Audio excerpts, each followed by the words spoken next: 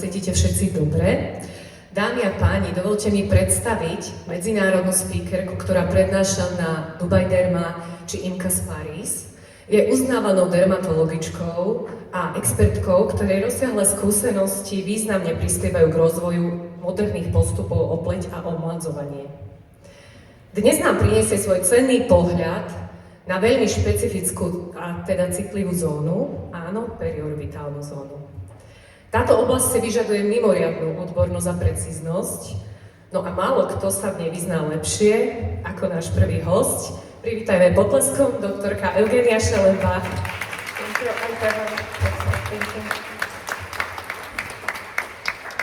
Good morning, my dear friends and colleagues. I'm very happy to be here with you today in this beautiful place, starting our day with such a beautiful music. And now we will talk about things we love, things we work with, our aesthetic medicine. I've worked in Kiev, Ukraine, for more than 15 years already. I'm in aesthetic medicine. And I would like to share with you today my insights about the, first of all, periorbital area. We started our day with this from up going downwards. And we will talk about first the mechanisms of swelling formation, about clinical approaches and the latest therapeutic options in this area. Because for many years ourselves were creating swelling in the periorbital area, and now this is one of the most common concerns of our patients. I'm sure lots of you have patients who came to you and said, what can I do with these malar bags, right? Who had this situation when patients was complaining about swelling? Lots of you, yes. So many things lead to this. And first of all, we need to distinguish between the two things in the periorbital area. First of all, the hernia of the lower and upper eyelid. And second of all, the malar edema. With the hernia, of course, we send patients to plastic surgeons, but ourselves, we have also several options to deal with it, and I will show you what we can do. And second option is the malar edema, which is very difficult to treat, and also we will talk about it today. Malar edema is actually the malar bag visualization, and it is the result of the symptomatic recurrent tissue edema with the secondary fibrosis. There can be two types of malar edema. First one is watery, and it has the lymphatic cause of the development. It is usually edematous. And second one is dry, and it is usually because of the atrophic process in this area and because of the excessive tissue in this area, which we can need to constrict and treat somehow. But actually it develops because there is a very interesting building of the lymphatic system in the periorbital area. And let's start with the roots of the lymphatic system, because the roots of the lymphatic system are located in the organ that we deal with every day from morning till night, which is our skin. So the lymphatic capillaries, they start blindly in our dermis, and then they connect into the lymphatic vessels, and they go through lymphatic nodes, and now we will discuss all of this. Lymphatic capillaries have a bigger diameter than blood capillaries, and they have only one layer of endothelial cells, which makes them very fragile and thin and easy to constrict and easy to obstruct. We have two networks of the lymphatic system. One is superficial, it is papillary, and it is located in the papillary layer of skin, and it contains small and tiny capillaries. And we have the deep network, which is located between dermis and hypodermis, and it contains the lymphatic precollectors. Then we have the lymphatic vessels. All of these lymphatic capillaries unite into the lymphatic vessels in our subcutaneous fat, and they form baskets around the sebaceous and sweat glands and hair follicles. And then they go into the large trunk vessels, which go under the deep fascia in muscular layer. So our lymphatic systems go from outwards inwards. Outwards we have the smallest capillaries, and deep we have the largest lymphatic vessels. And there are special features of lymphatic vessels which make them different from our arteries and from our capillaries. First of all, networks of lymphatic capillaries always follow Langer lines.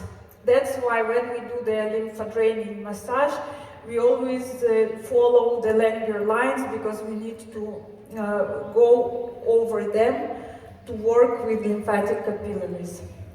Next one is that the lymphatic capillaries walls, they have the special filaments which connect them to the collagen in the surrounding connective tissue. So these filaments kind of hold them and kind of attach them to the surrounding tissue, which makes them on one side more strong. On the other side, if there is swelling in the connective tissue, these filaments hold them and also obstruct them. So it makes kind of the vicious circle in the edema.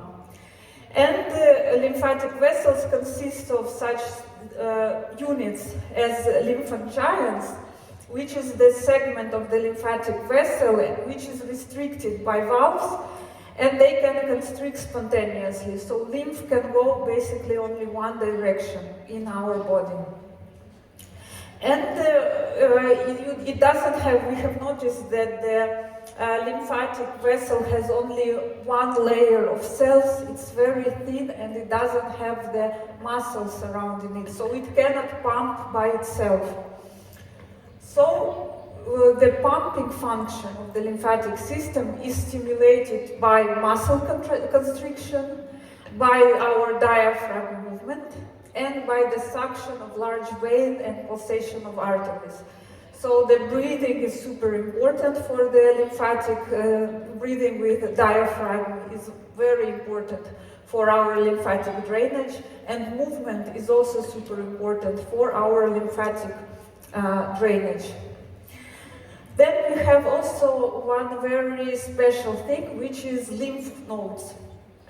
There are a few types of lymph nodes, and what is special about them is that they are usually superficial, which leads to more swelling and lymphostasis. And second of all, they are solitary. So when the lymph passes through the lymph node, it goes superficially and quickly. And if there is obstruction in the lymph node, again we get the lymphostasis and swelling. Our facial lymph nodes have also specialities about them.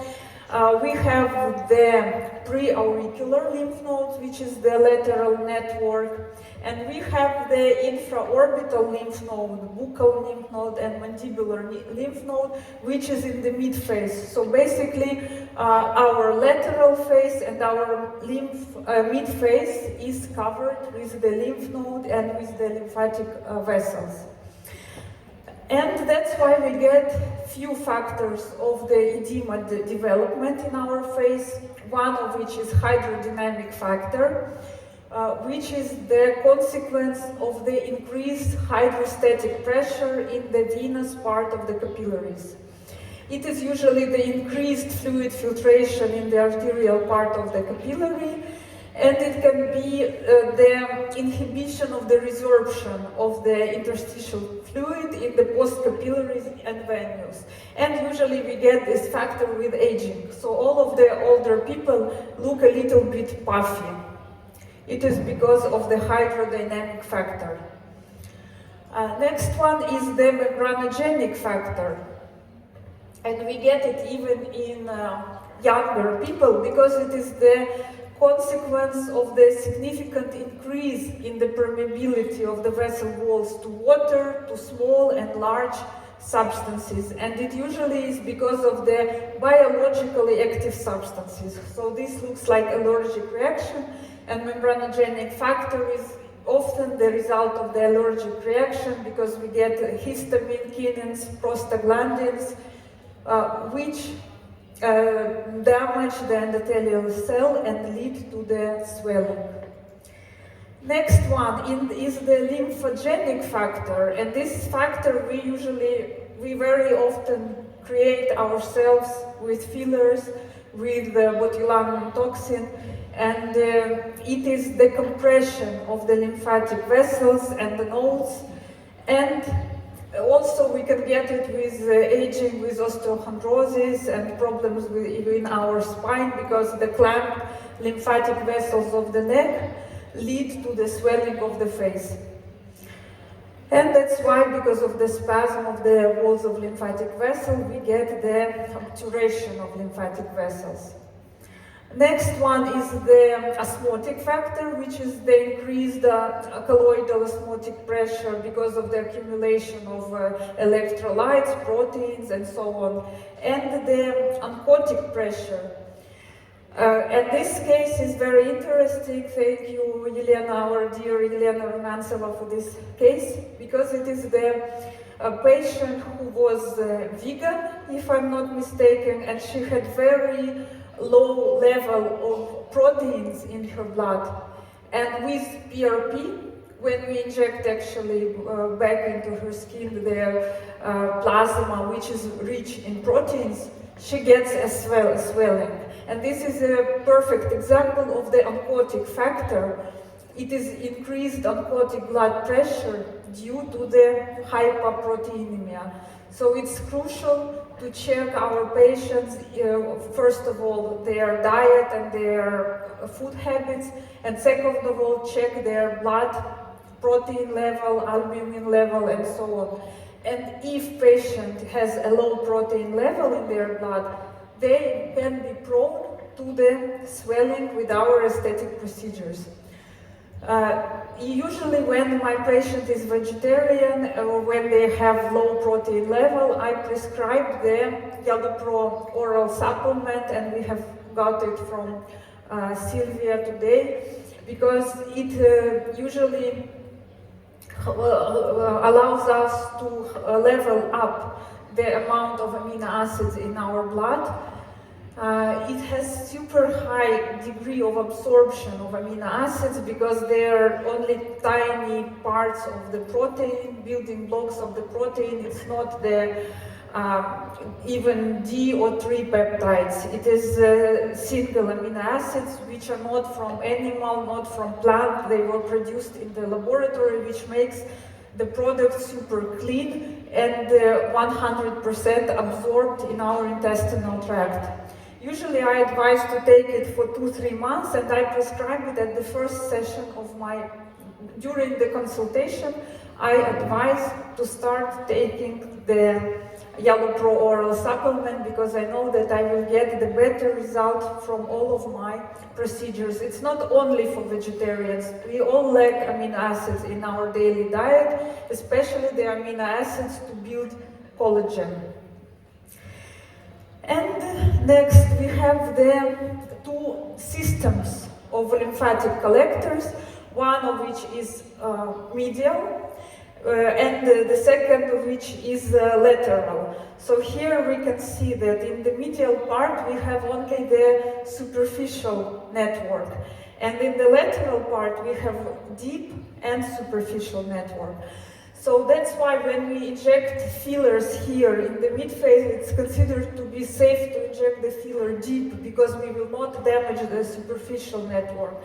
But laterally, when we inject filler deep or even superficially, we can obstruct. So here the letter C and down are the most dangerous points for the lymphatic collector obstruction, which can lead to this Maller-Bag edema. And what else can lead to the Maller-Bag edema is, of course, our botulinum toxin injections, because Here you can see that we have the loose and cellular hypodermis in the orbital area with a large number of lymphatic vessels. And here, laterally, under the deep fat compartment, here laterally, we have also a large network which is coming from the forehead to this area. So when we block our lateral orbicularis ocular muscle, we basically stop the pumping from the forehead and from all this area, and in some of our patients who are prone to edema, we can get the malar edema.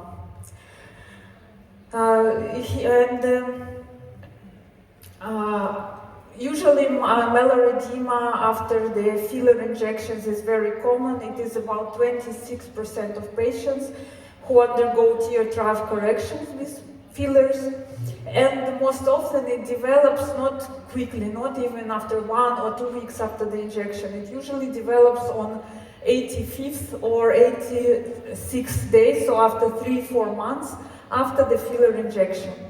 It is persistent, it can last from several months to several years, and it usually appears because we compress with a large bolus of filler. We have a direct pressure on the lymphatic vessels and basically block them and decrease the lymphatic drainage in this area. So how we can solve this situation is by injecting the smaller volumes, not a big one large bolus of filler, but distributed in the smaller boluses of filler, injected supraperiosteally. Be careful when we inject near the ligaments, near the zygomatic ligament, near the orbicularis ligament, because we saw that lymphatic vessels usually follow these ligaments, and use less viscous material. The other problem is age, because with age our lymphatic vessels also change a lot. That's why when the patient is older, we have to be even more careful with fillers and with our botulinum toxin injection. Because with age, the superficial network disappears mostly completely. It's very hard to find it in older people. And the deep lymphatic capillary system has an uneven caliber. So it is thicker and thinner, and the content of muscle elements in the lymphatic wall decreases. So older people develop tendency to lymphostasis, to edema, and to the local inflammation. So now let's turn to what we can do with all of this, which products we can use to decrease first of all, swelling in the periorbital area, and to improve the skin quality in this area before injecting filler. I will show you a very interesting case of my patient, because I have the most common concerns that my patient come to is usually periorbital edema. It is dark circles under the eyes, it is wrinkles and crow's feet, it is skin laxity and tear trough deformity. And now we will discuss the option for each of these problems.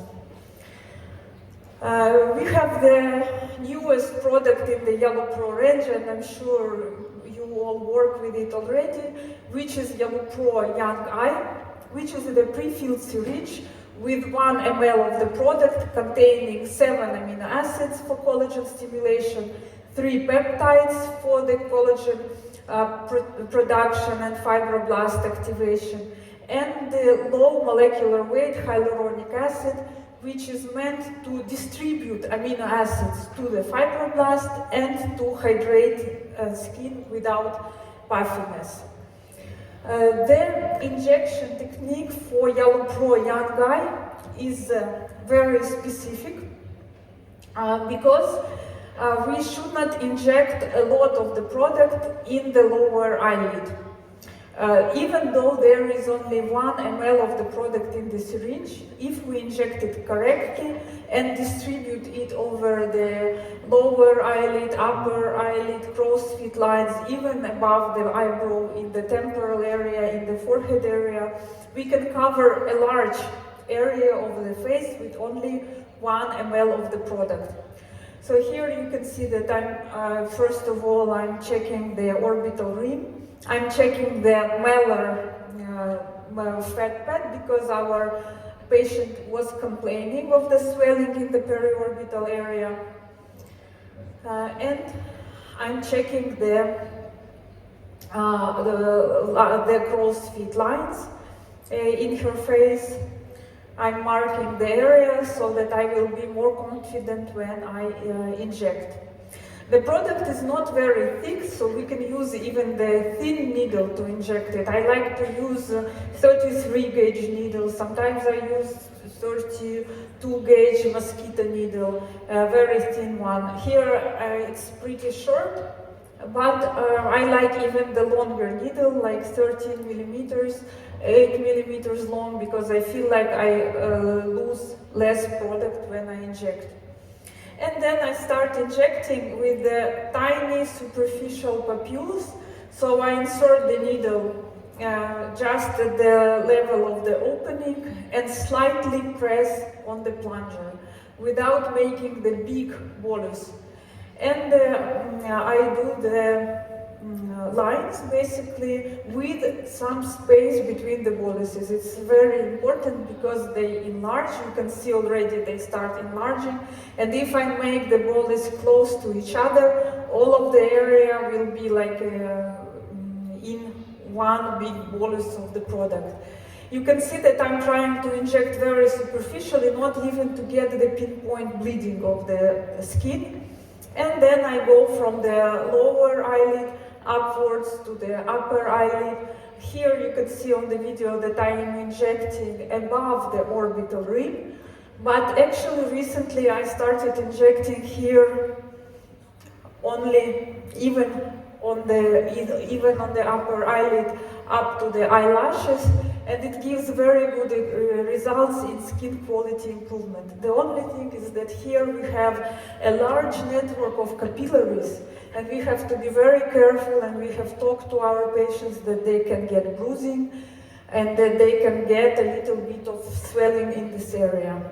But it really works very well if the patient agrees that they can have a bruise, and if they don't worry about the rehabilitation period. I like to inject even the upper eyelid up to the eyelashes. Then we go with the small boluses on the crow's feet line, and then we go upwards on the forehead. Here I used the local anesthesia. I used the cream, kind of the amla cream. And the product is not very painful by itself. It has very good pH, so it's not burning, it's not stinging. It's maybe the pain from the needle pinch itself. And we make small boluses going above the eyebrow, because this is also a periorbital area, and we need to support it as well to improve the skin quality and make it thicker. Here you can notice that I'm not injecting a lot at the malar area, because I don't want, again, with hyaluronic acid to make the swelling, because fat plus hyaluronic acid always means swelling. But she has some lines here. I ask her to smile. I can see the lines that go on the malar fat pad. So I'm injecting the very, very superficial intradermal papules, not going deep in the fat, but in the skin itself, few papules to improve the lines and to improve the skin quality here. And after the procedure, I applied the yellow pro serum with amino acids, which also helps to calm down the redness much faster and to make the rehabilitation process faster. And the injection scheme you can see here. it is maximum 0.2 milliliters per lower eyelid. It's about 0.1 milliliter per upper eyelid and 0.2 in the crow's feet lines and in the temporal area. And 1 ml will be sufficient for one session for one patient. And the course will be 3 to 4 sessions with 3-week intervals. I don't inject young eye very often because I like the product to work. Here we can see the result after 3 sessions with the micropapillar technique. This is the result after 3 sessions with cannula technique, which I will show you. And here we can see the improvement in even the dark circles under eyes, the improvement in the fine lines. And it is actually due to the components of the product, because as I said, it has 5 amino acids, it has 3 peptides. One of the peptides is biomimetic, so it sends the signal to the fibroblast to produce more collagen, elastin, and hyaluronic acid. The second peptide is botulinum-like peptides, which helps to decrease the mimetic activity in this area. So I inject the YaluPro Young Eye even after Botox injections because I think it will prolong the result after my injections. And the third peptide helps to hydrate the skin and to improve the fine lines. Here we can see as well the result of the combined technique with micropapules and cannula. And this is the scheme of the injection. So medially we have injected with cannula. I will show you very thin cannula, superficial injection, and laterally we did the papules. And here also after the 3 sessions with 3-week intervals. This case I like a lot because here we see the patient with actually the hernia of the lower eyelid, and in the first slide we saw that we have to distinguish between the hernia and between the malar edema. Before she had hernia, on the photo after the 2 sessions with the papular technique, we can see the improvement of the skin quality, and even the hernia decreased a little bit because of the lymphodraining effect of one of the peptides which is in the product. And then after 2 sessions I have injected her with cannula superficially, kind of to mask this hernia, and she was very happy for a few months because the product is not cross-linked, we cannot use it as filler, and afterwards we came to filler injection with this patient.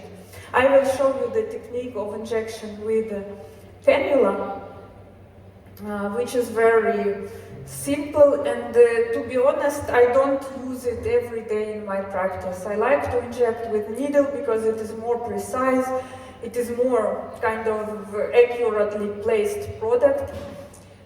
But I use cannula when I need to decrease the rehabilitation time for my patient, when I don't want to get any bruising, and I inject with cannula very quickly. And also sometimes when I use cannula, I kind of show patient what we can achieve if we inject filler. But I always try to do first the course of young eye, and only then decide if we need filler or not. Because in about 50% of cases, after the course of young eye, we don't even need filler, or we need a smaller amount of filler than we would before. And it gives me a chance to inject smaller amount of filler, to be more accurate, not to block the lymphatic system, and not to get the side effects, such as the malar edema after filler injections.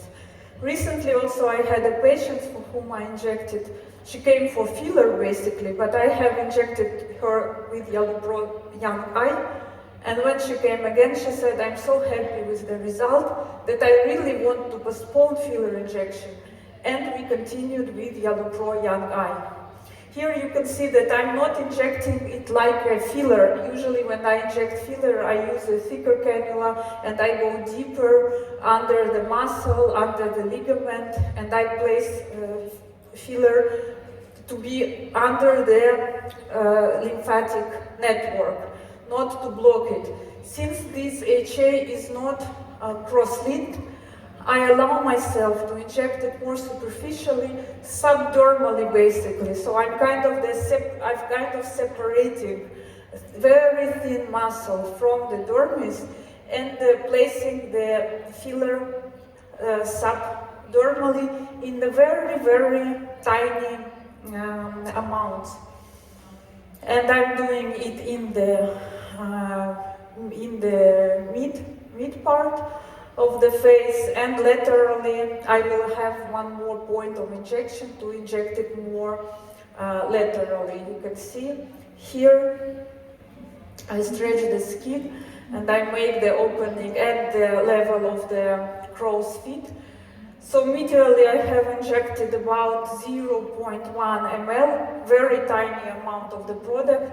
And here I'm injecting the crow's feet area, kind of the parallel to crow's feet, also separating the skin from the muscle, and injecting with very, very tiny amounts of the product. So laterally I also use about 0.2. So 0.1 medially, 0.2 laterally at the upper eyelid and lower eyelid in the crow's feet area. And then I will have one more point of injection and cover basically the temporal area, more lateral area to improve it. So we basically do only 3 points of injection for our cannula. So I go upwards above the eyebrow to support this area, and then I will turn my cannula and go downwards. And all of these injections are made superficially. And basically we have used half of the syringe, 0.5 ml, to cover this area. And here again you can see the result after 3 sessions, 2 sessions with papules and 1 session with cannula. And this product works because, as I said, the bioidentical peptides reduce the appearance of facial wrinkles because they have lymphadraining effect. They send signals to fibroblasts to stimulate collagen and elastin synthesis, and the amino acids are the building blocks for collagen and for the elastic synthesis. And the hyaluronic acid is here to create the very good conditions for the circulation of the growth factors, for the transmission of signals between cells, and it is the ideal vehicle, basically transport of amino acids to fibroblasts, because it is able to connect with amino acid very well, like plus, minus.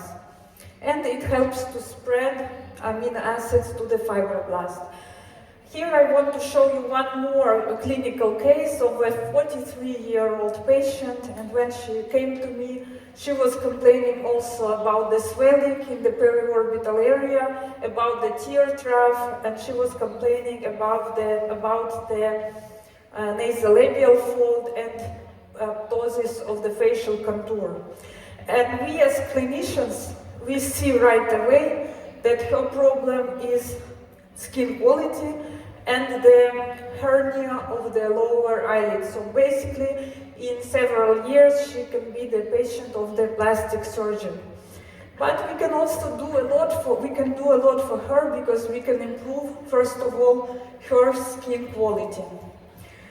Here she sent me the photo which she made herself, and she said that I hate these wrinkles that go all the way to my hairline. A very deep nasolabial fold, which is not just a fold, it's like the crease in the dermis. And my first treatment plan for her was to inject 4 syringes of Superhydra. We will talk about it later. It helps to support ligaments and retinacular cutis. And 2 inject her with Yellow Pro Young Eye 4 sessions. And I will show you her before and after later in my session with the Super Hydra, because we were able to improve her skin quality in the periorbital area and to improve the nasolabial fold. And one of her other complaints was the crow's feet lines. As I said, the wrinkles that go all the way up to the hairline. So we have injected, we have the treatment option, which is the injection of the mesobotox or microbotox. I'm sure many of you use this in your daily practice. Can you please raise your hand who uses the yellow toxin, who mixes the Yellow Pro with the toxin?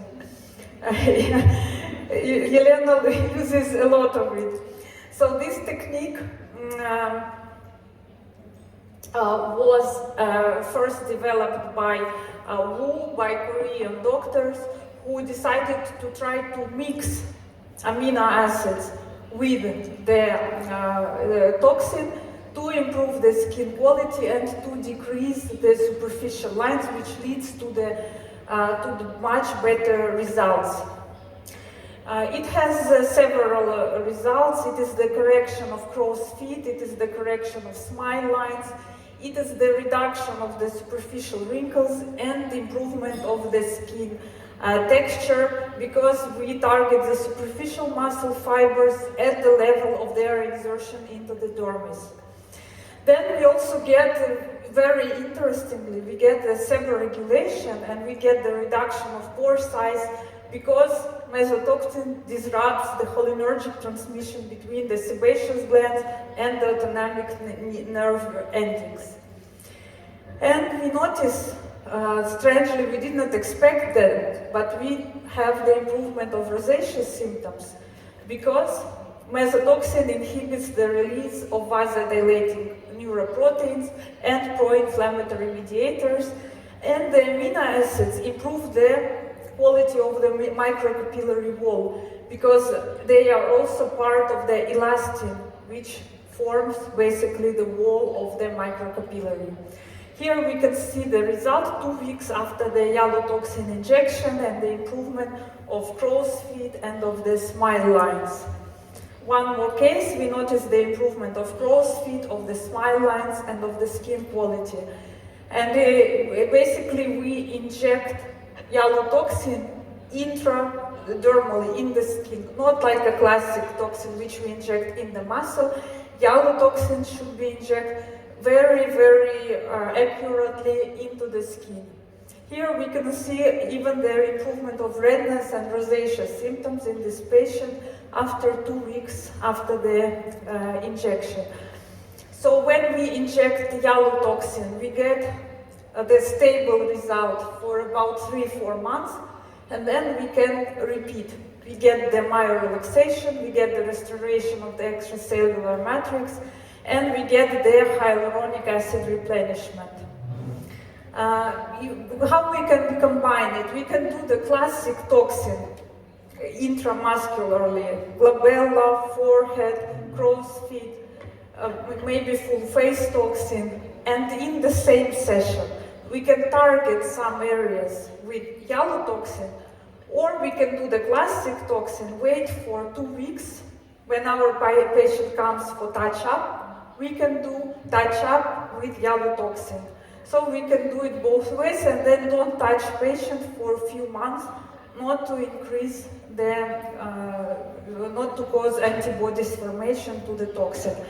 For example, in this case, when we get these compensatory lines above the eyebrow, we can inject them with yellow toxin and improve the skin quality and reduce the lines. Even the neck improves a lot. This neck was injected only intradermally with yellow toxin, and we can see even the platysma relaxation because yellow toxin has a diffusion and it can go a little bit deeper than only skin. Here is the proportions with the most common toxins that we have in our practice. We can dilute it by 3 ml of hyaluronic acid, 1 vial of amino acid, or we can take only 1 ml of hyaluronic acid if we want to target only periorbital area, for example. Here I show you that we are very careful above the eyebrow and on the lower eyelid, because we don't want to cause the eyebrow ptosis, because still, even though we inject intradermally, it can have the diffusion a little bit deeper on the muscle. In the periorbital area, I inject crow's feet area very confidently, but I do only 2-3 tiny papules on the lower eyelid, because again, I don't want to block the muscle too much, and I don't want to cause the edema in this area.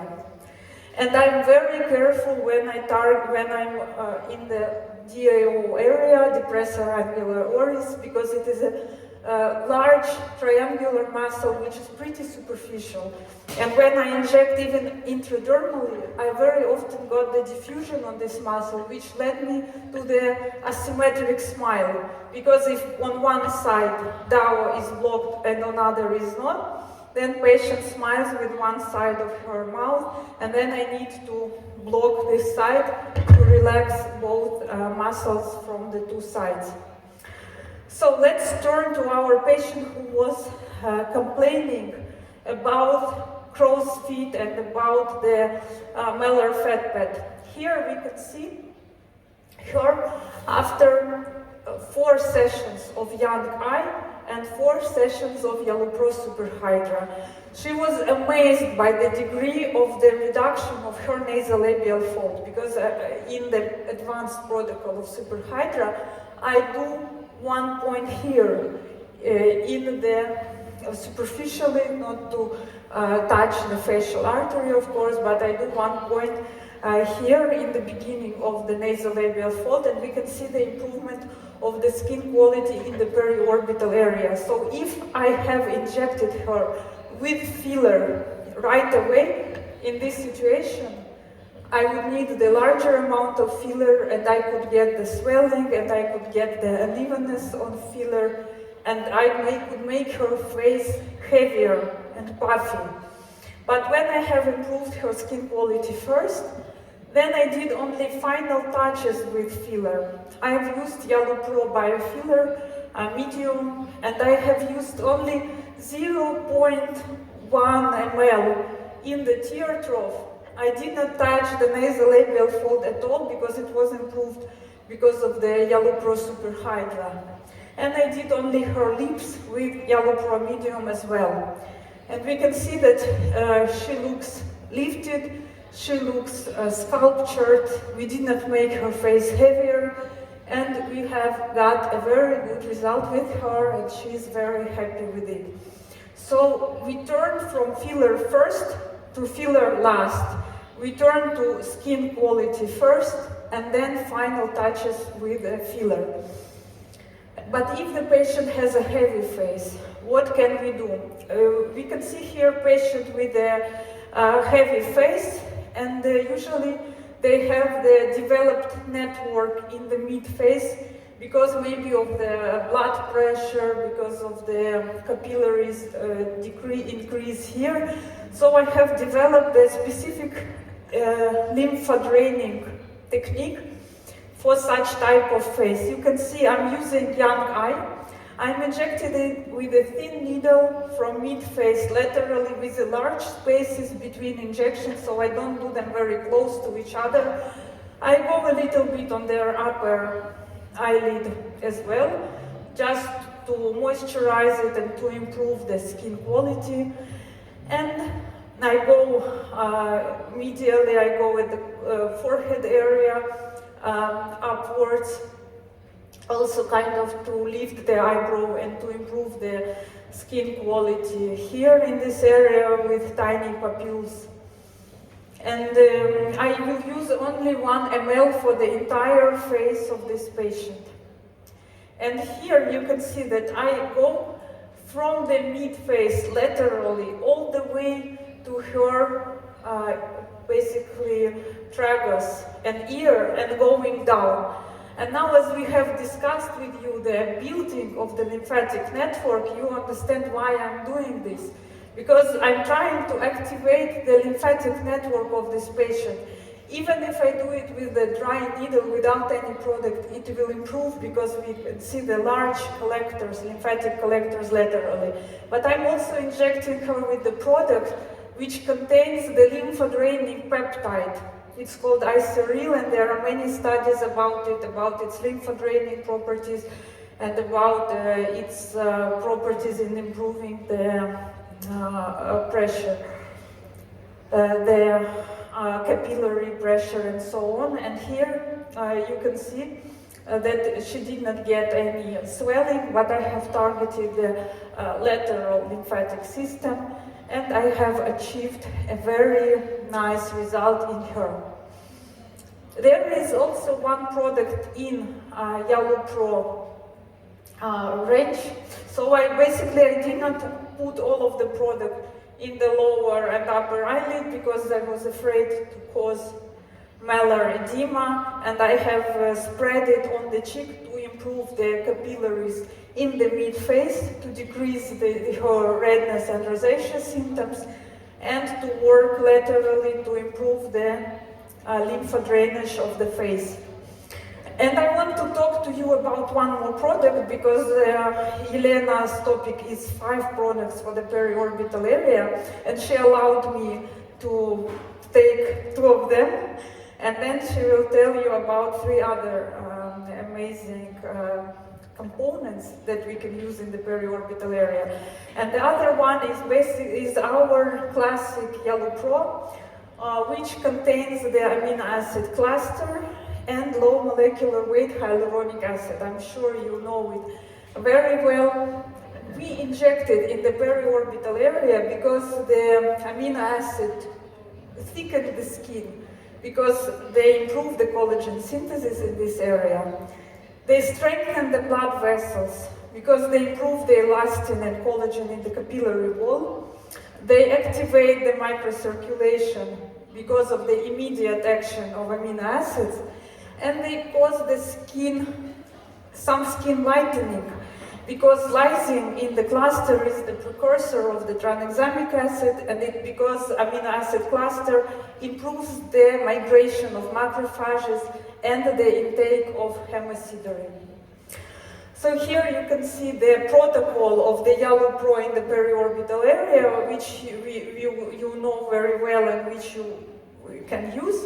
It is when we take all of the amino acids from the vial and combine it with only 1 ml of hyaluronic acid and inject it basically in the lower eyelid and in the upper eyelid. That's why we get the triple concentration of amino acid. And I want to tell you the secret that this protocol was developed by our dear Elena Rumantseva, and I'm sure you can approach her if you have any questions about it.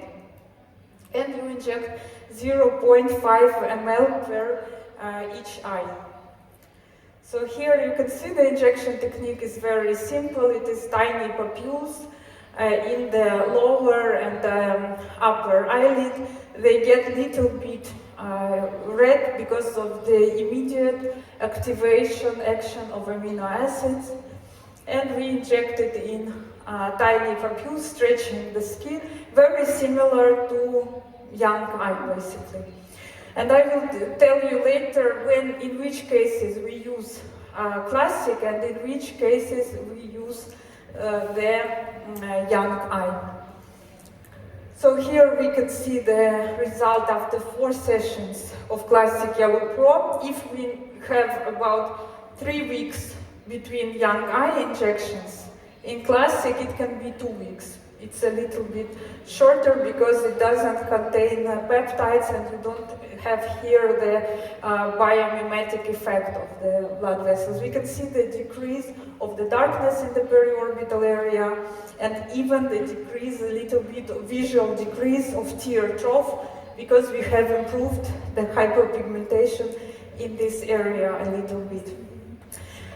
So, classic Yellow Pro is to improve the skin laxity in the periorbital area, because we inject a lot of amino acids in the small area. We get a very strong skin thickening effect, basically.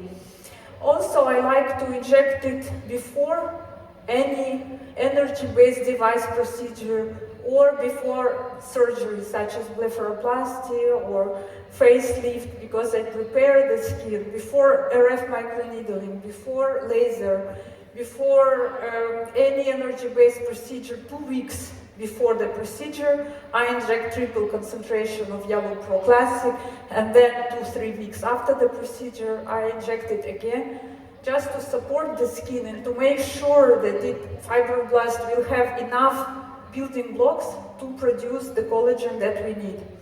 And Yellow Pro Young Eye has a more global action, because it has not only amino acids, but also 3 peptides. So I inject Young Eye when I have swelling in the periorbital area, such as the hernia in this area, when I need to get some lymphadraining effect, and when I need to do the prophylaxis of aging. So here you can see in which case, which product we can choose. When we need to thicken the area and when we have the skin laxity, we can use classic Yellow Pro in triple concentration. When we need to work with our ligaments, we use Yellow Pro Super Hydra. We will talk about it today. When we need to work with our crow's feet lines and with our mimetic lines, we inject Yellow Toxin. And when we need the global anti-aging, like basically, if the patient comes to me with any problem in the periorbital area, my product of choice is Yellow Pro Young Eye, because it has a large number of components and a large range of action. And just the last slide, the precautions that we need to kind of summarize it all, to kind of summarize what we have discussed about the lymphatic system, is that we need to be more careful when we have the full face Botox injection, because we have to understand that we have blocked a huge number of muscles which don't pump the lymph anymore, and when we inject after such cases, we can get more swelling. Then we have to be more careful in patients with any autoimmune diseases such as hypothyroiditis and so on, because they are more prone to swelling as well. And we have to be more careful if our patient has any fillers, but not to have any problems. The main point is to start from the skin quality improvement, and then with amino acids or with other products, and then move to final touches with fillers or with botulinum toxin. And I want to give you, if you have Telegram, I'm not sure if you have it, but you can use this QR code to approach the channel that I have created for my colleagues, where I post the protocols, videos of injections, articles, books, and interesting information about amino acid replacement therapy. Thank you very much for your attention.